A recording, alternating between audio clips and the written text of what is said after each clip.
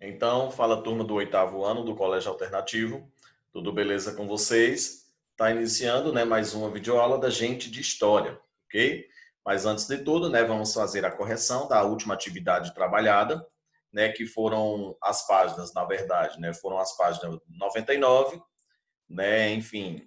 Então tem aí todas as correções, né, que vocês podem estar realizando, pausando esse vídeo, né, e fazendo a correção, beleza? Que é sempre importante para vocês, ok? Então façam a correção, galera, das atividades que sempre o professor está passando, para que vocês possam ver onde foi que errou e onde foi que acertou, beleza? E fazer a correção diante disso.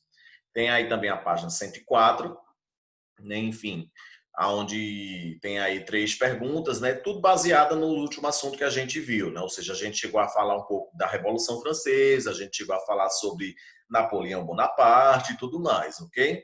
Então tem aí página 104, né? Aí a página, aqui é o restante da página 104, beleza?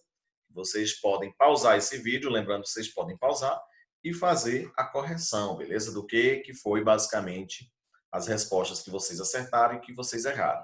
Aí a gente agora parte, né, para o capítulo 6, né, que é onde a gente parte para o Brasil, né, agora, aonde também, né, ou seja, o Brasil começa com movimentos emancipacionistas, né, ou seja, movimentos de independência, né, dentro do interior do Brasil, aonde, né, também vão ser influenciadas, né, principalmente pelo movimento da Revolução Francesa, né, pelo movimento iluminista, ok?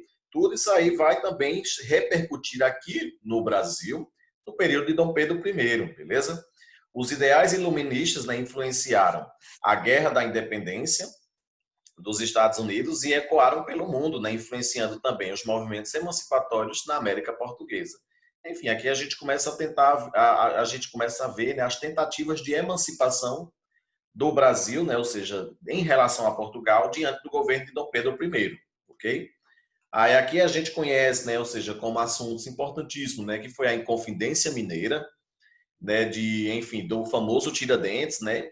Então a Inconfidência Mineira ó, foi um movimento baseado nas ideias iluministas, né, que traziam as ideias iluministas.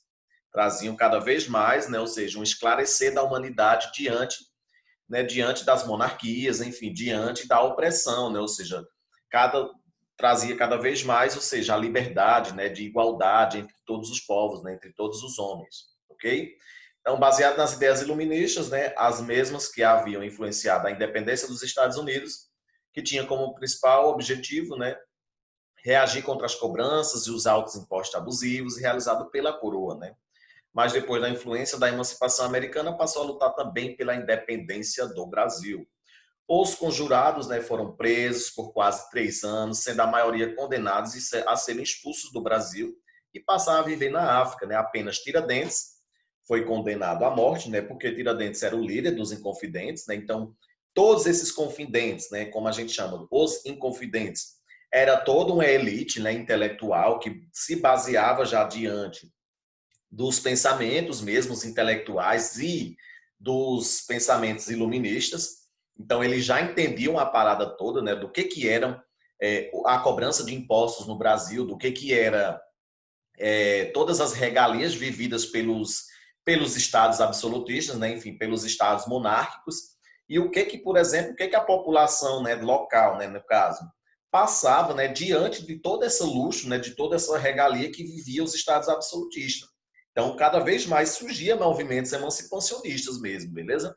Então, eles pegam, né, enfim, prendem todos os inconfidentes, pega Joaquim José da Silva Xavier, que era o famoso Tiradentes, né? Enfim, e é assim que Tiradentes, por exemplo, é enforcado, né, em praça pública e esquartejado, né, galera? Justamente para que o quê? Para que realmente o ato, né, ali ficasse, né, ou seja, começasse a impor medo, né, na população. Então, o Tiradentes foi esquartejado, enfim, cada parte do seu corpo foi, né, arrancada mesmo e foi exposto, né, sua cabeça foi exposta em praça pública, né? No dia 21 de abril de 1792, né? Por isso que a gente tem um feriado de Tiradentes, ok? Tiradentes, embora não fosse da classe burguesa, né, foi o principal líder da Inconfidência Mineira. Tiradentes, ouvindo, né, a leitura de sua sentença na representação de Eduardo de Sá, a pintura, né? A gente teve também a Conjuração Baiana, lembrando que tudo isso foram movimentos, né, tentativas de emancipação do Brasil, ok? Diferentemente da Confidência Mineira, a Conjuração Baiana, que estourou no ano de 1798, tinha ideais e propostas mais sociais como igualdade racial, abolição da escravidão e fim de privilégio das regalias das elites sociais, né, que eram, enfim, a nobreza e as monarquias absolutistas. Na prática, as camadas populares, como os artesãos, soldados e pedreiros, passariam a ter direitos políticos e econômicos. Aqui, enfim, a gente tem aqui a Conjuração Baiana, que tinha mais como objetivo principal mesmo, era a igualdade racial e a abolição da escravidão. É aqui também, né, galera, que vai aparecer, enfim, um dos principais feriados, né? Lembra quando a gente estava cantando o hino de Pernambuco, logo no início, né, do nosso ano letivo, que foi a Revolução em homenagem, né, realmente, à Revolução Pernambucana de 1817. A partir de Pernambuco foi criado um movimento separatista, né, com ideias republicanas visando estabelecer um governo independente das dominações portuguesas.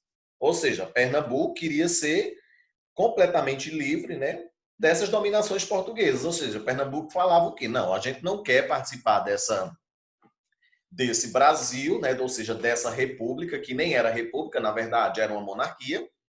Então, Pernambuco queria realmente, né, uma república, né, ou seja, um presidente mesmo. Então, Pernambuco, durante um tempo, foi uma própria república. O estado de Pernambuco daquela época foi uma república à parte, né, fora a coroa portuguesa.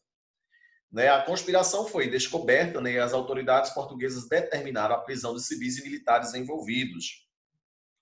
Durante uma tentativa de prisão, né, no Forte dos Cinco Pontas, né, no Recife, o capitão revoltoso José de Barros Limas, né, conhecido como Leão Coroado, reagiu à prisão e matou, né, a golpes de espada o comandante Barbosa de Castro, iniciando imediatamente a Revolução no dia 6 de março de 1817. Por isso que a gente tem o feriado da data da Carta Magna de Pernambuco, né, que a gente estava cantando o hino lá na frente, né, na quadra e tudo mais. Os republicanos chegaram a instalar um governo provisório em Pernambuco e, através de uma lei orgânica, estabeleceu a liberdade de imprensa, de culto e política. Ok? Os revolucionários pernambucanos foram presos e julgados, né? Padre Miguelinho, Domingos José Martins e José Luiz Mendonça foram enviados à Bahia e executados no mesmo lugar, no mesmo local de julgamento. Então a gente vê, né, que sempre as lideranças sempre, né, ou seja, são massacradas mesmo, né, ou seja, justamente para mostrar realmente o poder das monarquias naquela época. Enfim, então começa um monte de processo, né, já de retirada a Dom Pedro, né, porque viu que Dom Pedro ele praticamente não queria mais retornar a Portugal e ele queria realmente, né, ou seja, se consagrar como imperador aqui do Brasil e não queria mais obedecer às ordens de Dom João VI. Beleza? Então, é nesse período que Dom João VI, né, fica pedindo o retorno de Dom Pedro para Portugal, né, e é justamente nessas andanças, né, que Dom Pedro chega a falar a frase famosa dele, né, que era o Dia do Fico, que foi em 9 de janeiro de 1822, né, onde a população já estava querendo realmente Dom Pedro no Brasil, junto com a princesa Leopoldina, e que eles pudessem, né, um dia se tornar independentes de Portugal. Né? E é assim que começa, né, galera, a crescer os movimentos de independência realmente do Brasil, né, cada vez mais, né? Ou seja, então foi através disso, né, ou seja, que Dom Pedro, depois de ter estado em Santos, né, quando Dom Pedro já regressava a São Paulo, recebeu próximo ao Riacho do Ipiranga, à tarde do dia 7 de setembro de 1822, os emissários, né, portadores de notícias vindas de Lisboa e outras mandadas pela princesa Maria Leopoldina e por José Bonifácio, né? Enfim, aqui começou realmente o processo de independência do Brasil, né? Enfim, é aqui que Dom Pedro praticamente vem falar, né? Ou seja, aquela famosa frase também, né? Que é independência ou morte, né? Ou seja, as tropas da coroa portuguesa queriam o Brasil de volta e Dom Pedro praticamente né? Ou seja, ele tomou de conta do que já estava sendo dele, né? Praticamente por direito. Então é aqui que no dia 7 de setembro, né? Dom Pedro chega até, enfim, até as autoridades que queriam, né, o Brasil de volta para a coroa portuguesa. Então ele chega e fala, né, ou seja, independência ou morte, o Brasil acaba se tornando independente de Portugal, ok? Peguem aí o exercício, beleza? Da página 124, 125, questão 5 e 133, a questão 6, ok, galera? Essa foi a nossa videoaula de hoje. Espero que vocês tenham gostado. Tchau, gente!